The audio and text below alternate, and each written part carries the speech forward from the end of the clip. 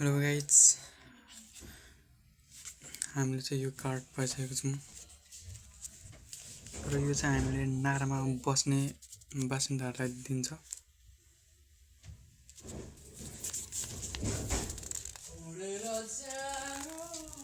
र यो कार्ड चाहिँ के को लागि हो भने अब यहाँ जापानमा धेरै महँगो छ, एकदम महँगो छ। त्यही भएर जापान सरकारले चाहिँ हामीलाई यो कार्डभित्र एउटा सानो कार्ड दिएको हुन्छ र त्यो कार्डमा चाहिँ 8500 हुन्छ। अब त्यो 8500 चाहिँ हामीले जे पनि किन्नु पाइयो क्या।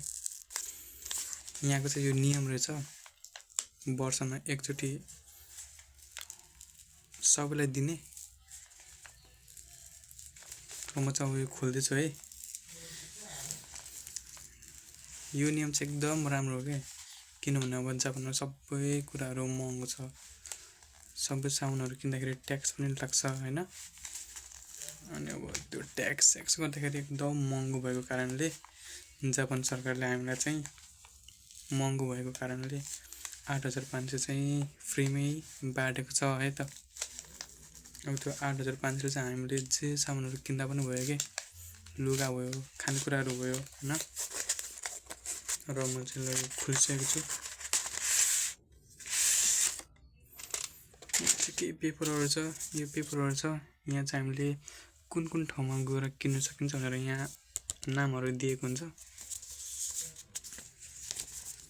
हामीले त्यही अनुसारले गएर किन्ने हो। र यो चाहिँ हो हाम्रो गिफ्ट गिजा थपिएको उपलक्षमा पनि हो र यहाँको सामानहरू महँगो भएर पनि हो।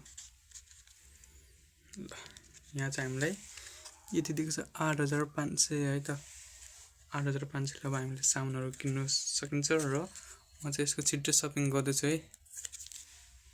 8500 पाएको छौँ र नारामा बस्ने सबैजनाले पाइसक्नु भएको छ होला। पाउनु भएको छ भने तपाईँहरू पनि छिट्टै यस्तो पाउनुहुनेछ। यो चाहिँ यस्तो गिफ्ट जस्तै भनौँ न, जापान सरकारले हामीलाई गिफ्ट दिएको यो चाहिँ है त। Okay guys.